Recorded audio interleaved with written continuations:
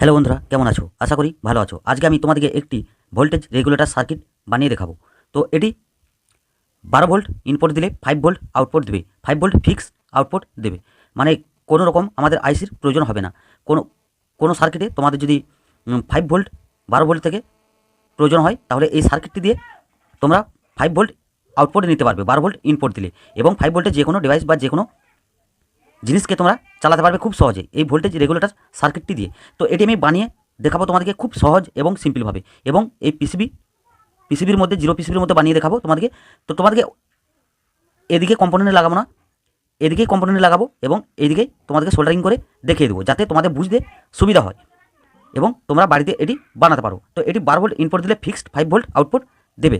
তো এটি বানাতেও বিশেষ কিছু আমাদের প্রয়োজন পড়েনি। চলো দেখে নিই কি আমাদের এটি বানাতে প্রয়োজন পড়েছে। প্রথমে প্রয়োজন পড়ছে একটি BC547 NPN ট্রানজিস্টর। তো এটি যে কোনো ইলেকট্রনিক দোকানে পেয়ে যাবে। 2 থেকে 3 টাকা তোমার কাছে দাম নিতে পারে, বা পুরোনো সার্কিট বোর্ড থেকেও পেয়ে যেতে পারো।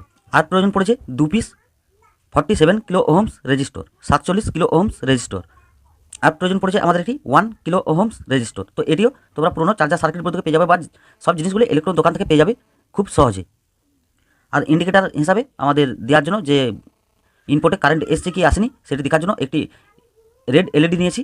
তো তোমরা 1 কিলো ওহমস রেজিস্টর এবং এলইডি যে ইন্ডিকেটারটি আমরা দেবো, তোমরা দিতেও পারো না দিতেও পারো। তো আমি এটি দেবো, কারণ এটিতে কারেন্ট আসছে কি আসছে না সহজে জানার জন্য। আর প্রয়োজন পড়েছে আমাদের একটি 100 ইওক 25 ভোল্টের ক্যাপাসিটর, 100 ইওক 25 ভোল্টের ক্যাপাসিটার। আমাদের এই কটি জিনিস দিয়ে আজকের এই ভোল্টেজ রেগুলেটর সার্কিটটি তৈরি হয়ে যাবে খুব সহজে। তো চলো দেরি না করে কীভাবে দেখে নিই। তো আমি পিভিসির মধ্যে তোমাদেরকে এই সার্কিটটি বানিয়ে দেখাবো। তো ভিডিওটি কিপ করবে না, স্টেপ বাই স্টেপ তোমাদেরকে বুঝিয়ে দেবো খুব সুন্দর করে সোল্ডারিং করে, তোমরা খুব সহজে বুঝতে পারবে। তো চলো প্রথম আমি কম্পোনেন্টগুলো আগে লাগিয়ে নিই, তারপর তোমাদেরকে খুব সুন্দর করে আমি দেখিয়ে দেবো।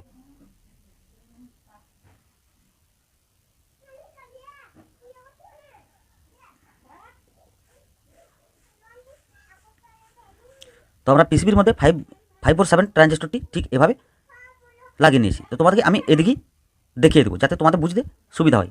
কেননা ওইদিকে কম্পোনেন্ট লাগালে এদিকে কানেকশন করলে বুঝতে একটু অসুবিধা হয়। তো BC547 ট্রানজিস্টরটিকে এভাবে লাগিয়ে নিয়েছি। এরপর আরেকটি 4 কিলো ওহমস রেজিস্টর আমরা BC547 ট্রানজিস্টরের প্রথম পিনের সঙ্গে এবং মিডল পিনের সঙ্গে এভাবে লাগিয়ে নিয়েছি। তো আমি তোমাদেরকে সোল্ডারিং করে দেখিয়ে দেবো। আমি প্রথম লাগিয়ে নিই, আরেকটি রেজিস্টর লাগিয়ে নিয়েছি, দুটি 47 কিলো ওহমস রেজিস্টরকে লাগিয়ে নিয়েছি। ক্যাপাসিটারটি ঠিক এভাবে লাগিয়ে নিয়েছি। তো তোমরা ভিডিওটি দেখতে থাকো, কোনো রকম বুঝতে অসুবিধা হলে আমাকে কমেন্ট করবে, অবশ্যই যত দ্রুত পারবো রিপ্লাই দেওয়ার চেষ্টা করব।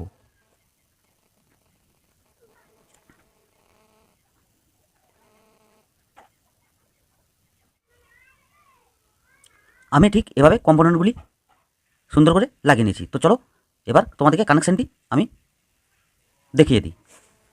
আমরা ঠিক এভাবে লাগিয়ে নিয়েছি। তো এবার আমরা এটি কানেকশানটি করে তারপর তোমাদেরকে ইনপুট এবং আউটপুট সমস্ত কিছু আমি চেক করে দেখিয়ে দেবো। তো প্রথম আমি সার্কিটটি সোল্ডারিং করে নিই।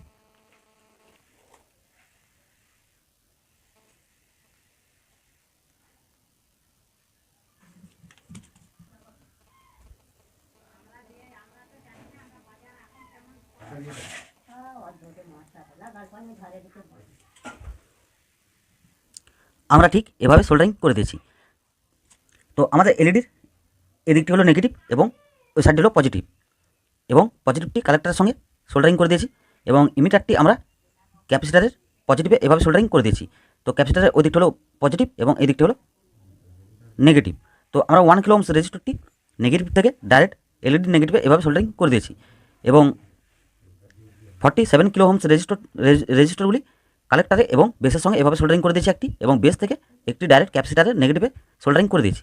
তো আমাদের সার্কিট কমপ্লিট। তো চলো এবার আউটপুট এবং ইনপুট দিয়ে সার্কিটটি চেক করে দেখে নিই। তো আমরা 12 ভোল্ট ইনপুট দেবো, যে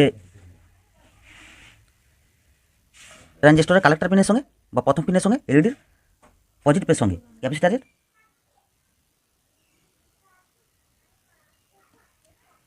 নেগেটিভে এভাবে দিয়ে দেবো। তো এই দুটি হলো আমাদের 12 ভোল্ট ইনপুট, পজিটিভ এবং নেগেটিভ। এবার আমরা একটু এক্সট্রা লাল তার নেব।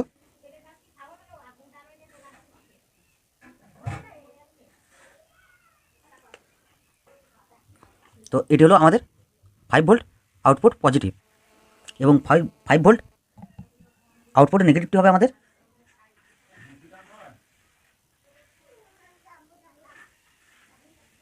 ক্যাপাসিটারের নেগেটিভ। তো আমাদের আউটপুট হবে ক্যাপাসিটারের নেগেটিভ এবং পজিটিভ। 5 ভোল্ট আউটপুট যেটি আমরা নেব সেটি হবে ক্যাপাসিটারের পজিটিভ এবং ক্যাপাসিটারের নেগেটিভ, এবং এটি হলো আমাদের ইনপুট যে পজিটিভটি হবে আমাদের ট্রানজিস্টরের প্রথম পিনে বা কালেক্টরে, এবং ইনপুট নেগেটিভটি হবে আমাদের যে ক্যাপাসিটারের নেগেটিভে।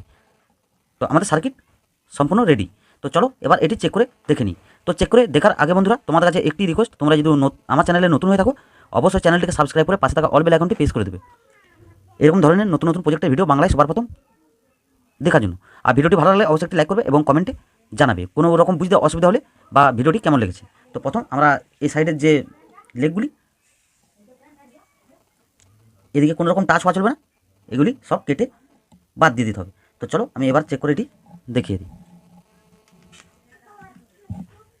তো একটি আমরা 12 ভোল্ট ব্যাটারি নিয়েছি। তো পজিটিভটি পজিটিভে এবং নেগেটিভটি নেগেটিভে। তো আমাদের সার্কিটে কারেন্ট চলে এসেছে, তোমরা দেখতে পাচ্ছ। তো চলো এবার আমরা আউটপুট ভোল্টেজটি কত বেরোচ্ছে দেখে নিই। তো তোমরা দেখতে পাচ্ছ আমাদের একদম 5 ভোল্ট ফিক্স আউটপুট বেরোচ্ছে। তো এটি খুব কাজের একটি সার্কিট। 5 ভোল্টের 12 ভোল্ট থেকে কোনো রকম ডিভাইস চালাতে গেলে তো এই সার্কিটটি তোমাদের প্রয়োজন হবে। তো অবশ্যই তোমরা এটি বাড়িতে বানাতে পারো। এটি খুব সুন্দর কাজ করছে এবং ভোল্টেজ তোমরা দেখতে পাচ্ছ। এবং এদিকে আমরা ভোল্টেজটা একটু দেখিয়ে দিই। তো তোমরা দেখতে পাচ্ছ মোটামুটি আমাদের ব্যাটারিতে 12 ভোল্ট চার্জ আছে, এবং 12 ভোল্ট ইনপুট দেওয়ার পর আমাদের আউটপুট দিচ্ছে 5 ভোল্ট। তো আশা করি ভিডিওটি ভালো লেগেছে। ভালো লাগলে অবশ্যই একটি লাইক করবে। চলো বন্ধুরা দেখাবে পরের ভিডিওতে।